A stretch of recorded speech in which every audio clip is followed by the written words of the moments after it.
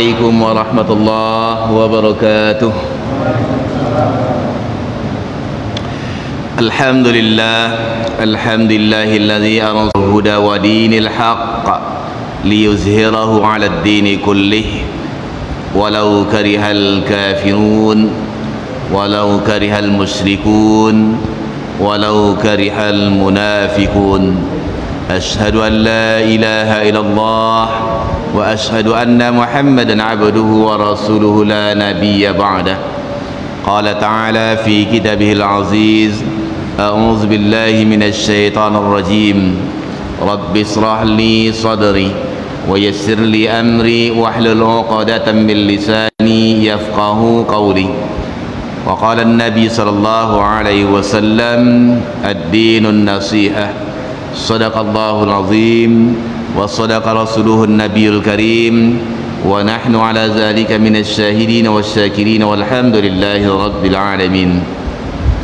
Yang saya hormati Bapak Imam, Bapak Ketua Masjid beserta segenap jajaran kepengurusan, para alim ulama, cerdik pandai, tokoh masyarakat, tokoh agama, bapak-bapak, para jamaah subuh yang dirahmati dan dimuliakan Allah Subhanahu wa taala. Apa kabar semua, Pak? Alhamdulillah ya subhanahu wa ta'ala. Bersyukur dan ucapkan kehadiran Allah Subhanahu wa ta'ala dengan mengucapkan alhamdulillahi rabbil alamin.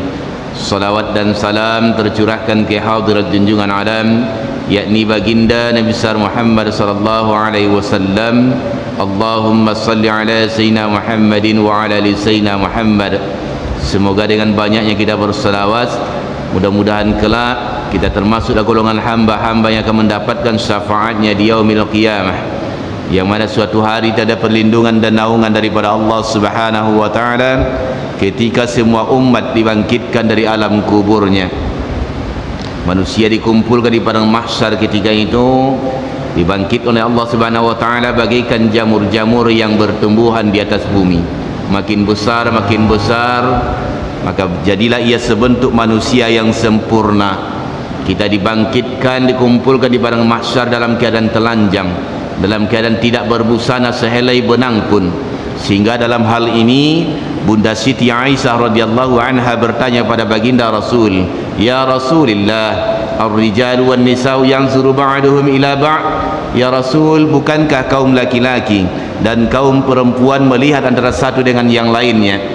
Kenapa bagi Siti Aisyah berkata demikian? Karena ia khawatir, bukankah timbul nafsu, bukankah timbul syahwat, karena manusia dikumpulkan di padang mahsyar, laki-laki bercampur dengan perempuan dalam keadaan tidak berbusana sehelai benang pun. Miliaran manusia ketika itu dibangkitkan, dikumpulkan di padang mahsyar. Faqala al-amru ashaddu ayyuhimmahum zak. Baginda Rasul mengatakan, manusia tidak memikirkan hal itu lagi karena saking sulitnya keadaan ketika itu. Mudah-mudahan kita khususnya jamaah subuh hari ini termasuklah nanti golongan hamba-hamba yang diselamatkan oleh Allah Subhanahu wa taala dan mendapatkan panji-panji syafaat daripada baginda Rasulullah sallallahu alaihi wasallam. Amin ya rabbal alamin.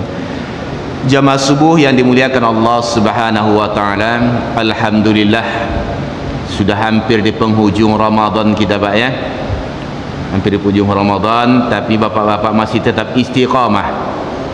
Jadi yang dinilai dalam amalan ibadah itu sebenarnya Pak istiqamah kita, ya. Keistiqomahan kita itulah yang dinilai oleh Allah Subhanahu wa taala. Umpamanya kita biasa puasa sunnah Senin Kamis, istiqamah kita bertahun-tahun menjalankannya. Kita biasa sedekah subuh, ya. Sedekah subuh sama-sama kita banyak mendengar manfaatnya, Pak ya. Istiqamah menjalankan sedekah subuh. Jadi istiqamahnya kita itu yang dihitung, dinilai oleh Allah Subhanahu wa taala. Termasuklah istiqamahnya bapak-bapak yang hadir majlis ilmu, majlis ta'lim, majlis subuh pada hari ini.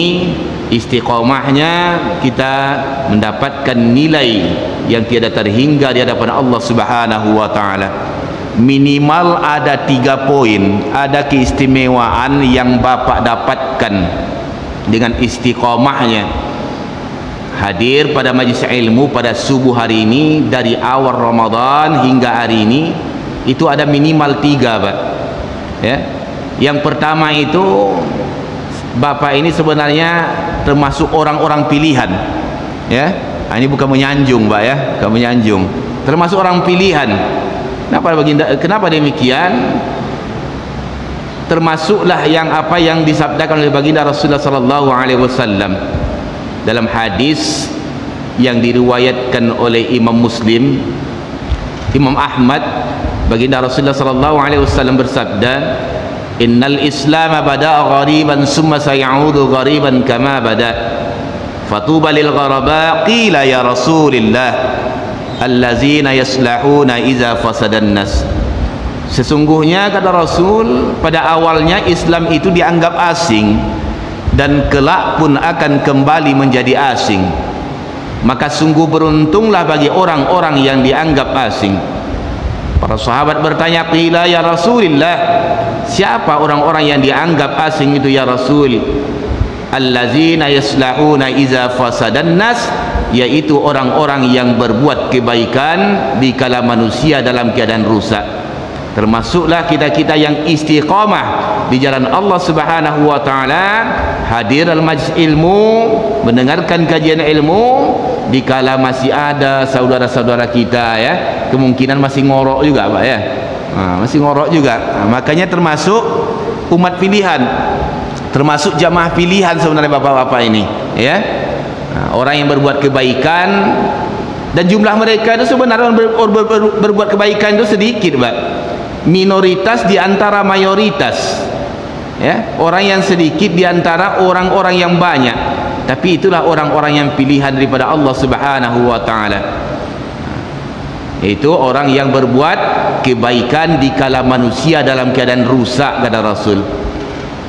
Yang kedua, dikatakan bapak-bapak jamaah subuh hari ini orang yang istimewa karena disebut adalah orang yang cerdas, orang yang pintar. Kenapa demikian? Tujuan bapak-bapak hadir dalam majlis ilmu ini, majlis ta'lim ini mengejar dunia atau mengejar akhirat, Pak? Ya, Pak, mengejar dunia atau mengejar akhirat? Akhirat.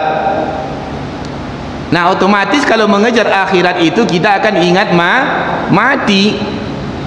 Dan orang yang cerdas itu kata Rasul adalah orang yang paling kuat ingatannya tentang kematian. Aksharuhu zikra lil maut wa ashadduhum isti'adadan lah. Ulaika humul akhyasu zara bi syarafatid dunya wa karamatil akhirah. Kata Rasul, orang yang paling cerdas itu adalah orang yang paling kuat ingatannya tentang maut, dan dia mempersiapkan dirinya untuk bekal kemuliaan dunia dan kemuliaan akhirat. Rabi'atun al-Adawiyah, Sufiyah perempuan luar biasa itu, Pak, ahli tasawuf perempuan. Ketika ia mengulang-ulang hadis ini sehingga ia buat sebuah lubang dalam rumahnya. Ketika lubang itu selesai ia gali, setiap malamnya ia masuk ke dalam lubang itu hanya membawa satu lilin kecil saja. Kenapa demikian? Ia ingin membuktikan, ingin pikiran curahan pikirannya itu mengingat kematian. Maka setiap malamnya Rabi'atun al-Adawiyah masuk ke dalam lubang itu membawa lilin kecil, dan setiap malamnya ia mengkhatamkan, bahkan sampai 8 kali ia mengkhatamkan Al-Quran setiap malamnya. Saking ia ingin mengingat akan kematian, hanya berdasarkan membaca sebuah hadis ini saja. Sampai ia buat lubang dalam rumahnya, setiap malamnya ia mengkhatamkan Al-Quranul Karim. Anta'budallaha ka'annaka tarahu fa in lam takun tarahu fa innahu yaraka. Sembahlah Allah seolah-olah engkau melihat Allah. Jikalau engkau tiada dapat melihat Allah, Allah sentiasa melihat akan engkau. Nah, ini definisi daripada al-ihsan. Nah, jemaah subuh yang dimuliakan Allah Subhanahu wa taala, jadi intinya hadirnya kita dalam majlis ilmu ini karena tujuan kita adalah tujuan akhirat. Andai tujuan kita dunia, Pak, niscaya kita bukan di sini, sudah di pasar kita mungkin, ya. Sudah di jalanan kita. Fantasiru fil ard, bertebaran di muka bumi, boleh, ya, diperintahkan juga, dianjurkan, tetapi ketika setelah selesai sholat. Nah, jemaah subuh yang dimuliakan Allah Subhanahu wa taala, itu yang pertama tadi, Bapak ini sebenarnya adalah orang-orang pilihan. Yang kedua dikatakan istimewa karena orang yang cerdas, dikatakan cerdas karena tujuan kita ke sini bukan untuk mencari keduniaan tetapi untuk mencari akhirat. Nah, ketika tujuan kita akhirat, maka otomatis ingatan kita akan kuat kepada kematian, kuat kepada maut. Nah, yang ketiga, apa keistimewaan yang bapak-bapak dapatkan pada subuh hari ini dengan istiqomahnya kita dalam thalabul ilmi, yakni ada rasa dahaga kita akan kajian ilmu, rasa lapar bapak-bapak akan kajian ilmu, karena kita sadar bahwasanya perkara ilmu, mencari ilmu itu wajib hukumnya. Thalabul ilmi fariidatan ala kulli muslim, kata Rasul. Menuntut ilmu itu wajib hukumnya bagi setiap muslim. Dalam segala aspek kehidupan kita butuh ilmu.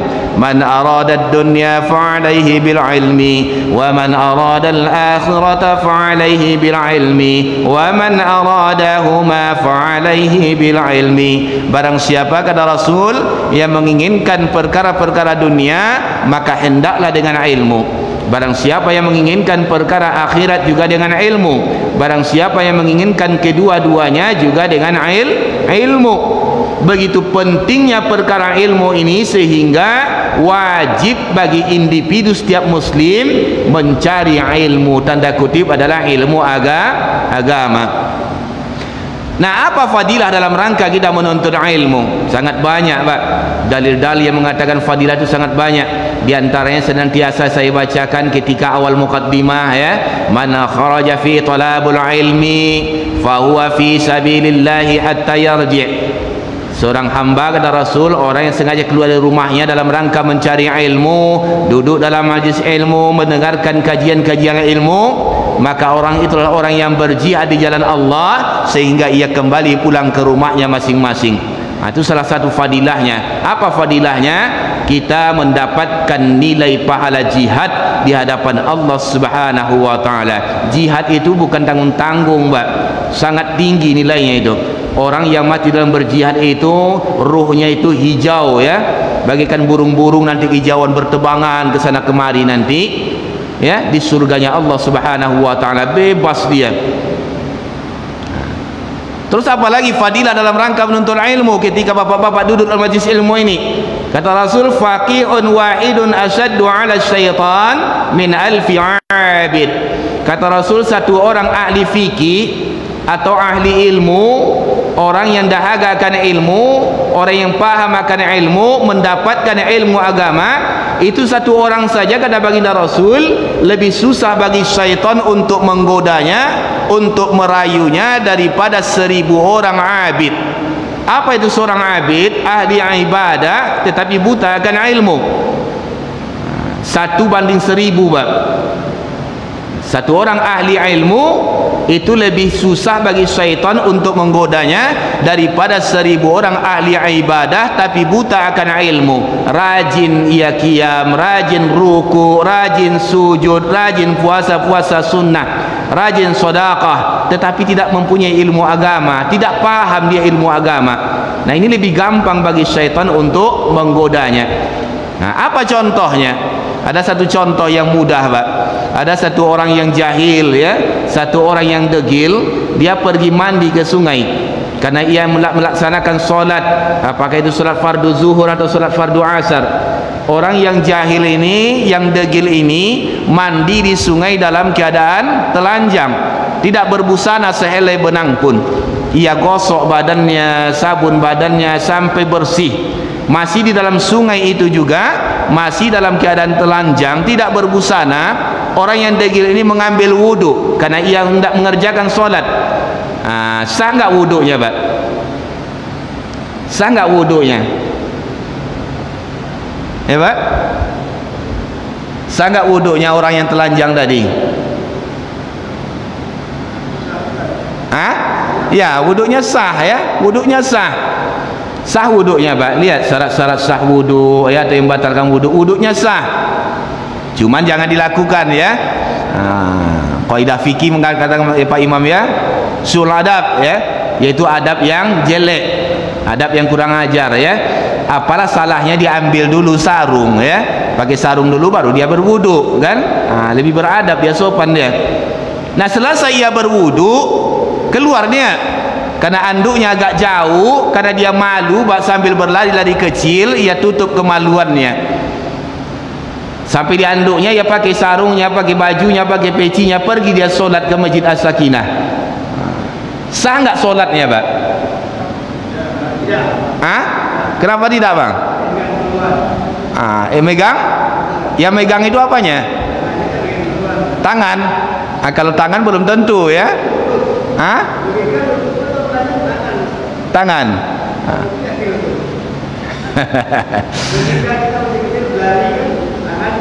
Tangan ya. Jadi kalau dalam konteks fikih itu yang mana tangan katanya ya? Itu telapak tangan katanya ya. Telapak tangan.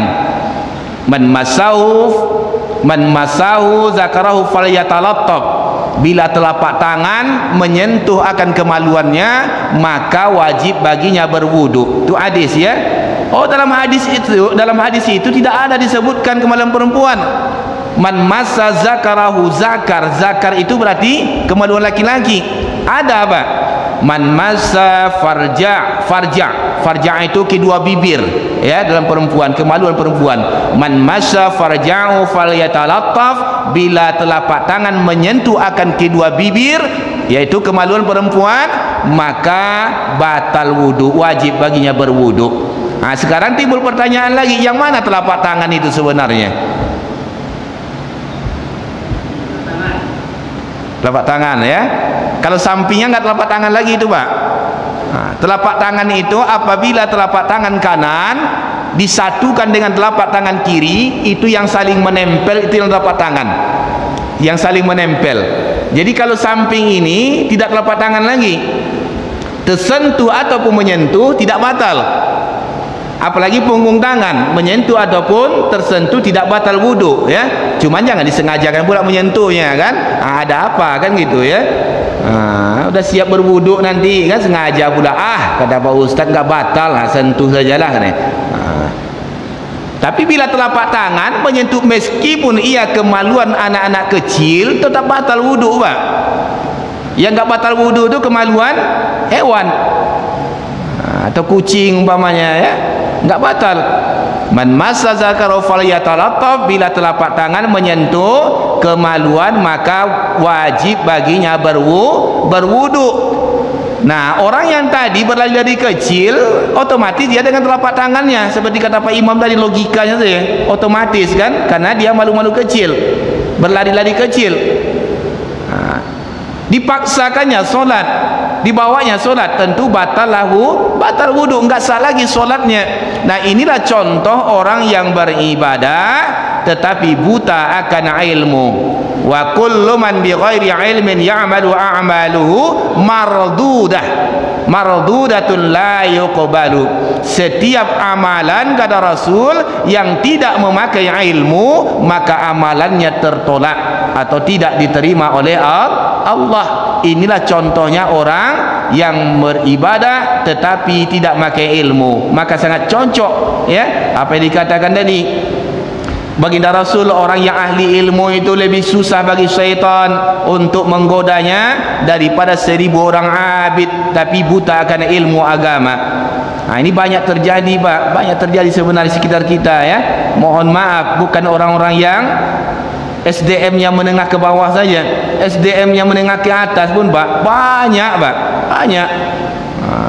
banyak bahkan di kantor saya katakan ya, saya berapa kali saya jumpa, mohon maaf, pejabat itu bilang kan, solat saya nggak tahu dia apa yang dibaca gitu.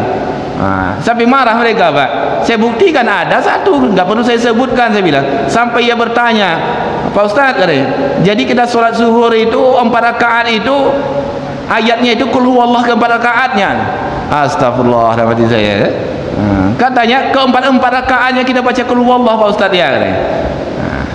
Jadi apa yang dipelajari ya selama ini ya, setidak-tidaknya dari kecil kan sudah belajar ya. Ada namanya MDA. Okeylah kalau dia sekolah SD ya. Kalau di kami sana Pak ada namanya sekolah Arab. Kalau di sini MDA ya. MDA, sekolah Arab itu, sekolah sore itu dipelajari semua itu. meskipun ianya tidak selengkap pondok ya. Ada fikih-fikih dasar itu diajarkan semua, itulah bekal kita sebenarnya. Cuma kadang-kadang tidak mau tahu ya, nggak mau menyadari bahwasanya perkara ilmu ini sangat penting hukumnya. Banyak, tidak habis-habisnya ilmu agama ini kita pelajari, tidak ada habis-habisnya. Sayang nanti akan nilai ilmu agama kita ajarkan kepada anak-anak kita dari sedini mungkin. Banyak yang perlu kita ajarkan ketika kita punya anak gadis ya, bagaimana nanti ketika ia akan nikah nanti, ajarkan bagaimana mandi janabah yang benar. Okeylah kalau kita umpamanya segan, kita seorang ayah, tetapi melalui media seorang istri kita sampaikan, oh beginilah anak mau nikah, begini cara mandi janabah itu yang benar, kalau laki-laki begini caranya, kalau perempuan begini caranya. Nah bapak-bapak yang dimuliakan Allah Subhanahu wa ta'ala, inilah minimal 3 keistimewaan yang bapak dapatkan pada subuh hari ini dengan istiqomahnya dalam thalabul ilmi, duduk dalam majlis ilmu. Yang pertama tadi, bapak-bapak sebenarnya termasuk orang pilihan daripada Allah Subhanahu wa ta'ala. Ya, amin ya rabbal alamin. Yang kedua, bapak ini sebenarnya orang yang cerdas, karena orang yang cerdas itu bukan orang yang punya titel pak, ngejar keduniaan, punya pangkat, jabatan, harta, kekayaan, itu perkara dunia. Ini baginda Rasul sendiri mengatakan, kalau sudah Rasul bersabda jangan dibantah lagi. Ini kadang-kadang orang sekarang ya, jangankan Rasul, Al-Quran pun dibantahnya pak. Al-Quran pun berkata dibantahnya juga, tapi kan ada juga tapinya. Sudahlah, kalau sudah Al-Quran sama hadis, sami'na wa ata'na, kita dengar dan kita taati, jangan terjadi perbantahan lagi. Al-Quran, hadis ini mengatakan bahwasanya orang yang cerdas itu kata Rasul, orang yang paling kuat ingatannya tentang kematian. Yang ketiga, keistimewaan yang kita dapatkan dengan istiqamah dalam thalabul ilmi, dalam majlis ilmu, bahwasanya kita dahaga akan ilmu agama. Ada rasa lapar kita untuk mengkaji ilmu agama, karena kita sadar inilah bekal yang kita akan bawa nanti menghadap ilahi Rabbil Jalil. Saya kira demikian dapat saya sampaikan pak ya, mudah-mudahan bermanfaat. Ini adalah kultum subuh saya di bulan suci Ramadan. Andai selama ini ada kekhilafan, kata-kata yang salah ucap menyinggung perasaan kita bersama, saya pribadi menyampaikan mohon permohonan maaf yang sebesar-besarnya kepada bapak, para jamaah subuh yang hadir pada hari ini. Insyaallah dimaafkan pak ya, insyaallah ya. Mudah-mudahan bermanfaat. Sebelum kita tutup dengan salam, mungkin ada bapak-bapak yang ingin bertanya, silakan. Insyaallah pak.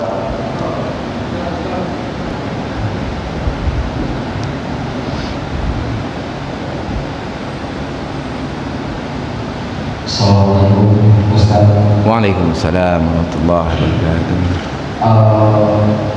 Mendengar tadi salah satu kajian dari Ustaz itu mengenai para buku tadi Ustaz. Jadi saya teringat satu Ustaz, yaitu di rumah tangga saya itu ketika bersentuhan dengan istri itu bersenggolan gitu Ustaz. Waktunya Ustaz itu membatalkan atau tidak? Sebab saya pernah juga mendengar kaji, apabila tidak menimbulkan syur atau ini asal itu tidak membatalkan. Mohon penjelasannya Pak Ustaz. Terima kasih Pak Ustaz. Assalamualaikum warahmatullahi wabarakatuh. Waalaikumsalam. Ya silakan. Jadi soal istiqomah ini berat, zaman sekarang berat. Islam ini momen-momennya memang kita seperti menggebu-gebu, tapi nanti kita lemah lagi pak, mulai dan semangat lagi, putus. Biasanya pas semangat dia turun. Itu bagaimana kita bisa mempertahankan di tengah kondisi yang tidak pasti seperti ini, di tengah pandemi, di tengah ilmu kita yang kurang, di tengah ancaman, di tengah fitnah, berat pak. Apalagi di orang muslim zaman sekarang berat. Kita seperti makan bara api, panas, tapi harus kita pegang. Nah itu gimana kayaknya? Terima kasih.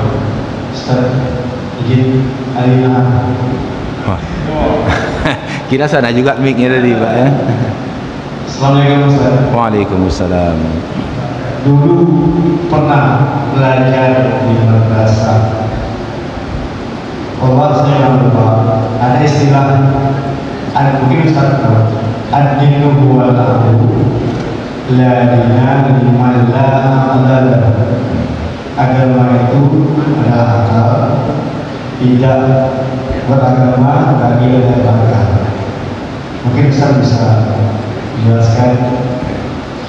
Saya memang lupa, ingat saya pernah belajar sampai dari guru itu dalam soal ujian. Saya lupa. Insyaallah. Yang pertama dari masalah bersentuhan Pak ya. Ini ikhtilaf sebenarnya, ikhtilaf para ulama ya. Imam mazhab sendiri berbeda pendapat. Tidak membatalkan wudu itu dari konteks mazhab Hanabilah ya. Imam Hambal, saudara-saudara kita dari Salafi mengatakan tidak batal ya. Tapi kalau kita bermazhabkan Syafi'i, memang dari awal dulu, dari dulu sampai sekarang ini konteks dalam mazhab Syafi'i itu tetap batal berwudu ya. Jadi sebenarnya itu tergantung pada pemahaman kita Pak, mazhab mana yang kita pakai. Tetapi jangan kita mencampur adukan mazhab, itu masalahnya kan. Silahkan kita istiqomah memakai satu mazhab tertentu, tetapi jangan nanti bertukar mazhab, mengambil hukum yang ringan dan mengambil mazhab ketika ada dalam keadaan yang ringan tersebut. Bisanya bertukar mazhab itu dalam keadaan daruri, umpamanya tidak batal wudu bersentuhan laki-laki dan perempuan ketika dalam keadaan tawaf ya. Tawaf ketika melaksanakan umroh atau haji, melaksanakan haji. Kenapa demikian? Karena nggak memungkinkan lagi tidak batal wudu, karena pasti kita bersentuhan nantinya. Di situ nanti baru kita mengambil daripada mazhab Hambali. Tetapi kalau kita tetap mazhab Syafi'i, pakailah mazhab Syafi'i itu. Karena Imam Syafi'i sendiri mengatakan apabila seorang hamba bertukar-tukar mazhab, mengambil suatu mazhab tertentu dan bertukar cenderung mengambil hukum yang ringan dari mazhab lain, maka ibadahnya tertolak. Jadi kalau kita sudah mazhab Syafi'i, istiqomahlah kita bahwasanya itu batal bersentuhan antara laki-laki dengan perempuan, baik ianya mengandung syahwat maupun tidak mengandung syahwat Pak, dari konteks mazhab Syafi'i. Itu yang kedua tadi seperti ini katakan Bapak ya. Bagaimana kita istiqomahnya? Memang berat Pak, berat ya. Seperti kita menggenggam bara, kita genggam nanti tangan terbakar, tidak digenggam nanti lepas agama itu kan, begitu kan? Bagaimana istiqomahnya kita? Ibadah itu, amalan itu Pak, iya betul ya, kata Rasul itu ada kalanya seperti ban dia, roda itu, ada kalanya di atas, ada kalanya di bawah. Ketika ibadah kita sedang di atas itu, kita semangat semua Pak. Jangan ibadah-ibadah makhdoh, jangankan surat-surat pokok, surat-surat wajib, bahkan surat sunnah itu pingin banyak kita. Pingin nak baca Al-Quran, pingin nak lama-lama duduk di masjid dalam thalabul ilmi, khusuk kita. Tetapi ketika pas semangat iman itu pas di bawah, itu kadang-kadang timbul malas segala macamnya. Nah, bagaimana caranya? Ketika iman kita sedang di bawah itu, kita hindarkanlah perkara dosa-dosa, apatah lagi perkara dosa besar. Karena memang udah hukum alamnya begitu, ada masa yang kita semangat, ada masa yang tidak. Ketika dalam keadaan tidak semangat, ketika keadaan iman itu sedang di bawah, berusaha, berikhtiar kita jangan sekalipun kita melaksanakan dosa, melakukan dosa, tanda kutip tentu dosa-dosa besar. Dosa-dosa besar itu sebenarnya tidak banyak Pak. Sirajuddin Abbas dalam I'tiqad Ahlus Sunnah wal Jamaah itu menjabarkan dosa-dosa besar itu ada sekitar 30-an saja. Ya, yang pertama itu syirku billah, mensyarikatkan Allah. Yang kedua itu meninggalkan solat fardu dengan sengaja. Ya, yang ketiga itu durhaka membunuh jiwa yang bukan haknya, durhaka kepada orang tuanya, berzina, riba, korupsi, dosa-dosa besar. Abu Hasan Al-Asy'ari, pendiri I'tiqad Ahlus Sunnah wal Jamaah, pernah mengeluarkan fatwa, bila seorang hamba yang selama hidupnya tidak pernah melakukan dosa-dosa besar dan ia senantiasa istiqamah dalam ibadahnya kepada Allah, tanda kutip setidaknya ibadah makhdha ya.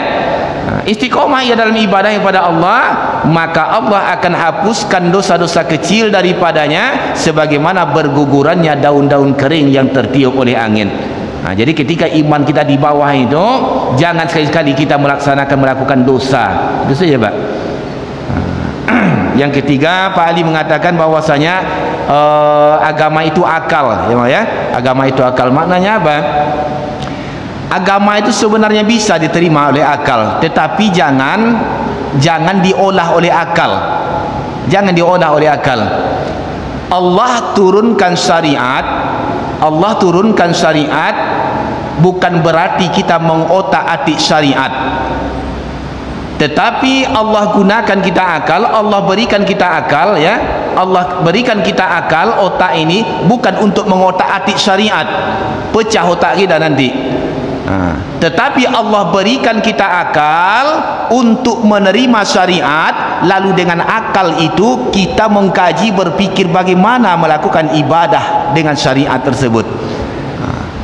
Sebenarnya kesimpulannya Bang ya, kalau kita mengandalkan syariat, memang agama itu bisa dicerna oleh akal, diterima oleh akal. Bahkan yang dahsyatnya peristiwa Isra dan Mi'raj itu luar biasa itu, peristiwa gaib.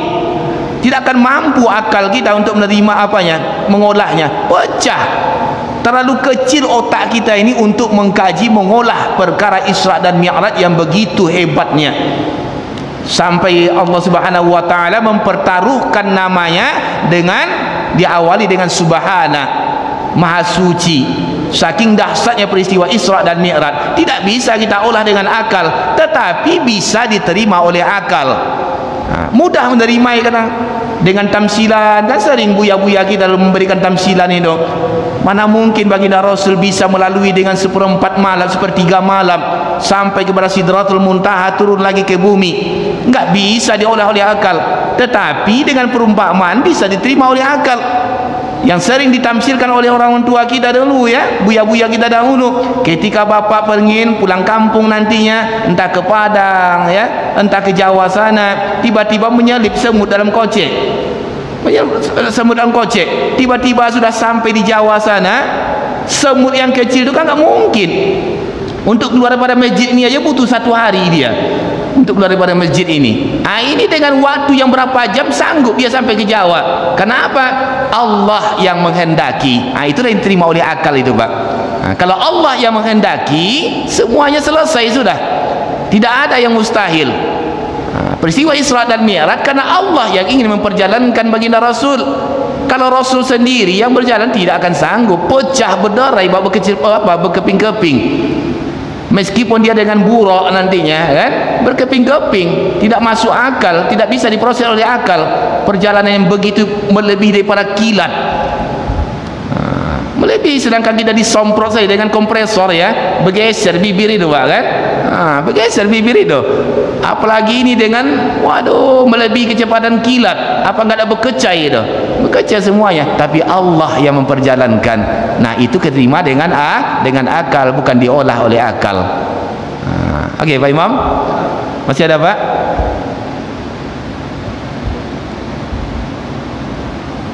InsyaAllah udah Pak Imam ya. Sekali lagi saya mohon maaf sebesar-besarnya Pak ya, selama ini selama bulan Ramadan menyampaikan tausiah subuh. Mudah-mudahan ilmu yang kita jabarkan bermanfaat dan hendaknya menjadi bekal bagi kita nanti ketika menghadap ilahi Rabbil Janil, dan juga mengalir juga pahala yang kepada saya insyaallah Pak ya. Amin ya rabbal alamin. Kepada Allah juga kita sama-sama mohon ampun. Mari kita tutup dengan doa kifaratul majlis. Subhanallah wa bihamdika asyhadu an la ilaha anta astaghfiruka wa atubu ilaik. Assalamualaikum warahmatullahi wabarakatuh.